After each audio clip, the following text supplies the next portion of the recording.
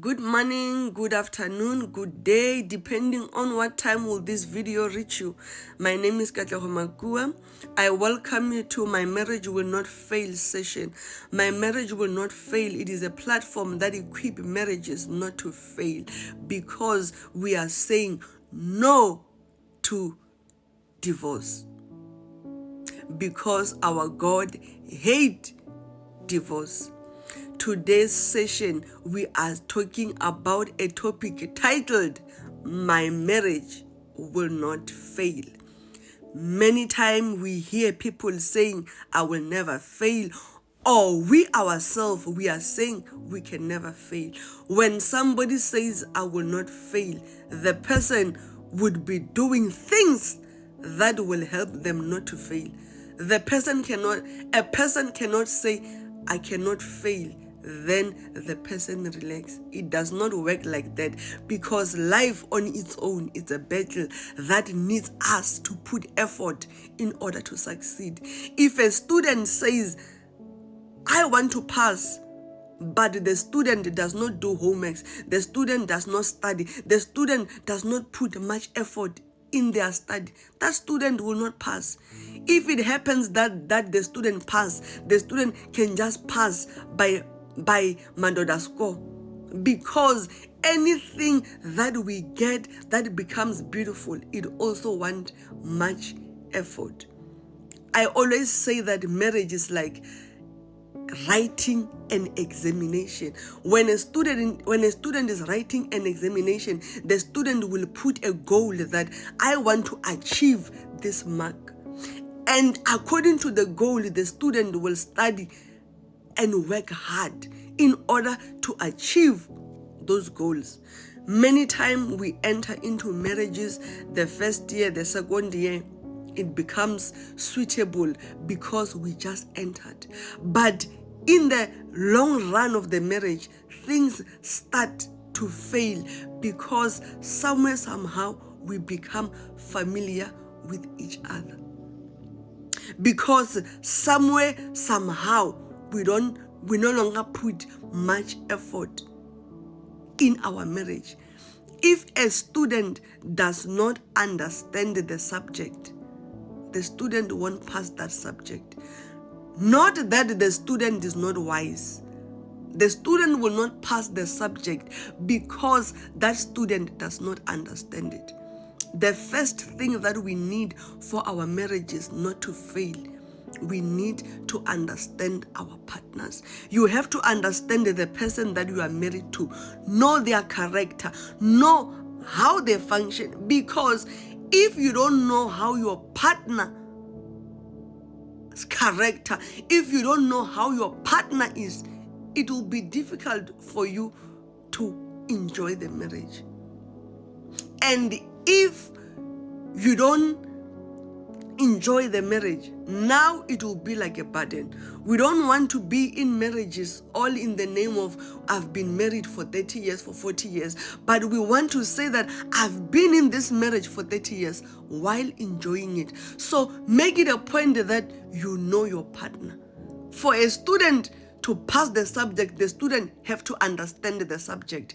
This is to say that the student, when studying alone, that student, if she doesn't understand, she will go to the lecture because the lecture understands the subject better. If you don't understand your partner, talk to your partner. My partner, 1, 2, 3, 4. Don't assume things, because many times we assume things and we do things because we think it is like that. If you are talking to your partner, still it seems as if like you don't get what you want, go to the one above, the one who gave you marriage, which is God. Pray to God, Lord, give me the wisdom to understand my husband and manage my husband. Then that is how the marriage wouldn't fail, because you will understand that I am in this marriage understanding how am I supposed to operate in the home.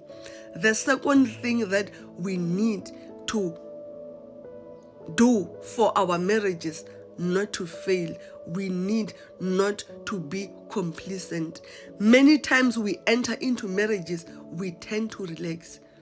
How you used to do in the beginning to attract your man or to attract your woman, let that be something that happen continuously.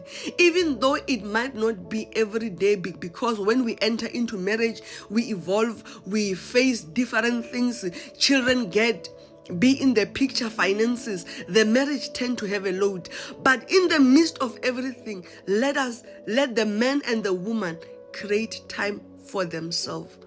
What you used to do in the beginning that made that man to be attracted to you, do it. Many times as women, we tend to relax.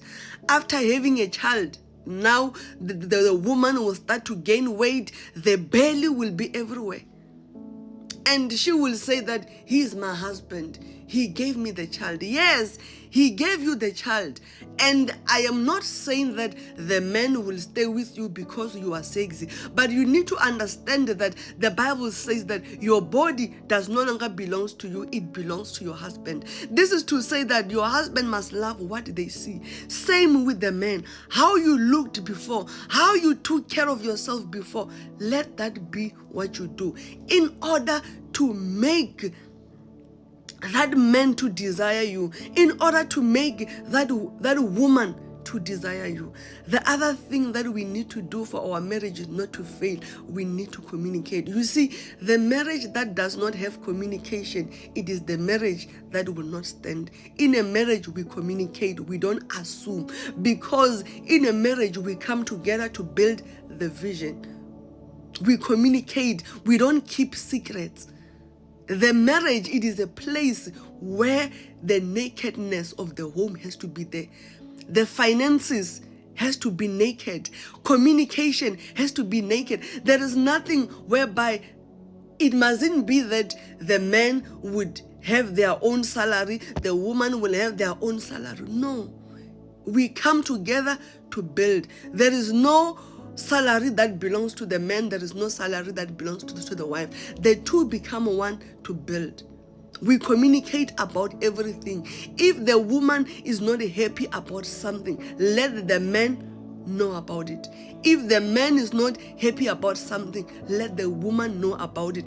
And when we communicate in a manner that our partners will listen to us. Because many times we will say that my partner does not listen to me. Watch how you speak. Many times we shout. Many times we murmur. Many times we do things that our partner make us not to listen to us. Let us be mindful that for a partner to listen to you, you have to speak in a calm manner, remembering that you are talking to an adult, not a child. The other thing that will help our marriages not to fail, it is that we need to understand that life is spiritual. We need to understand that the marriage on its own, it is spiritual. Therefore, we need to invest in the spirituality of our marriage. This is to say that we need to be prayerful in our marriages, because our marriage get attacked. That is why you find that somehow, the man and a woman, they are always fighting. Communication, things go all out of the way. And sometimes it's not because the man and the woman, they're not putting effort. It is because spiritually, there is a power that is fighting the home, using them to fight against each other. I know that there is other people who pray the Lord's Prayer, who pray, God protect me. It is good. But also invest in praying warfare prayers in your marriage. Even if it might not be every day, at least twice a week. Pray warfare prayer. Pray against any attack. Pray against anything that will want to destroy the marriage. Because the truth and the reality, it is that it is not everyone who is happy to see us married. The other thing that will make our marriages not to fail, it is that we need to understand that in a marriage, an eye for an eye, it does not work.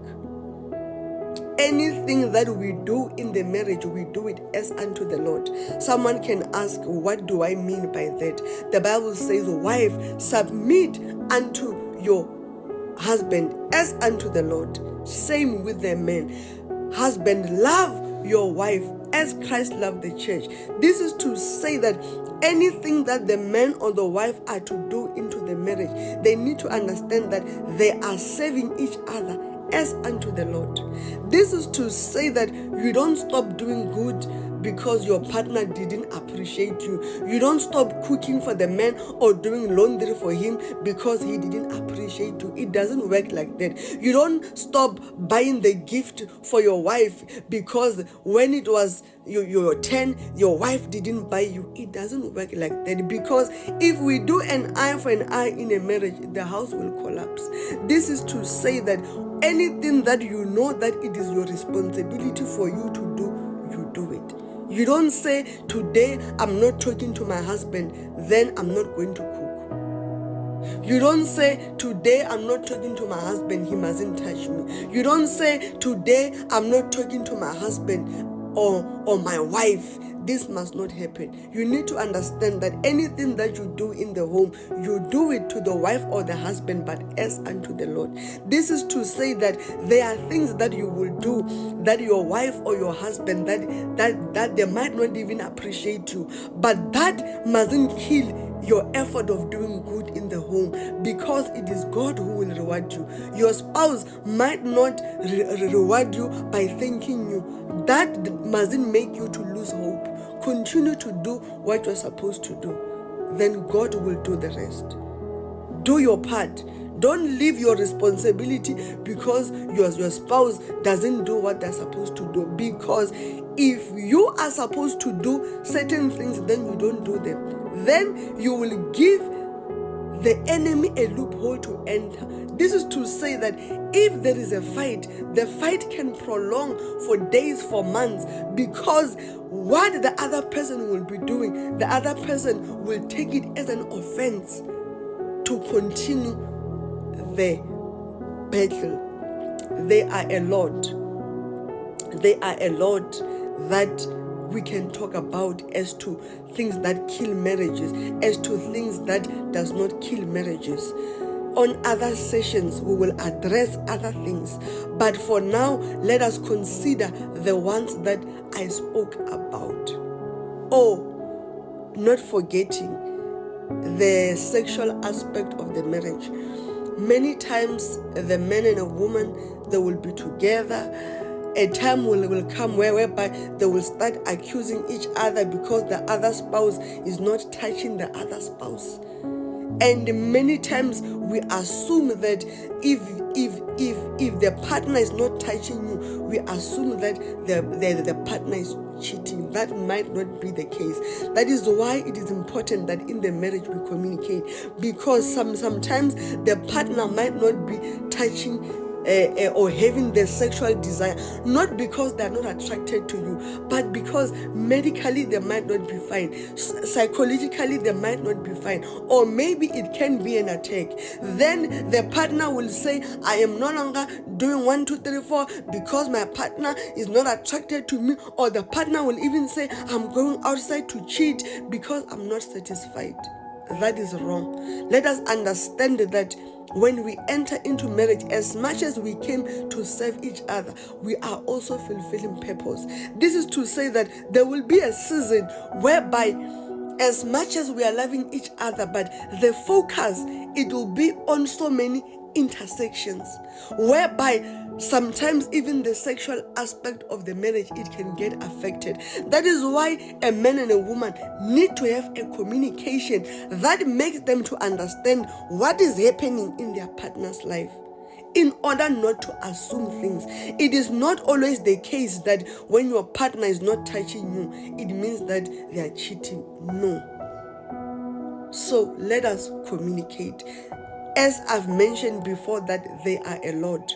So let us just consider the ones I've spoken about to use it in our marriages, not for them to fail.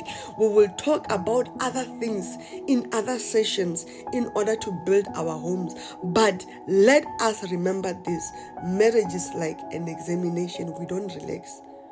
We always study to pass. We always put effort. We don't relax in a marriage because we are staying with partners who are changing, who are evolving, meaning that how you met your partner last year it is not the same as now because we change. So this is to say that we must always take effort to make our marriages to work, not to relax. We don't only pray for marriages, we also align to what will make the prayer to work in our marriages. Shalom. Till we will meet again next week, Tuesday, for another session. Let us work in our marriages. We don't relax and say the marriage will not fail. We work to the goal that will make the marriage not to fail. Thank you so much.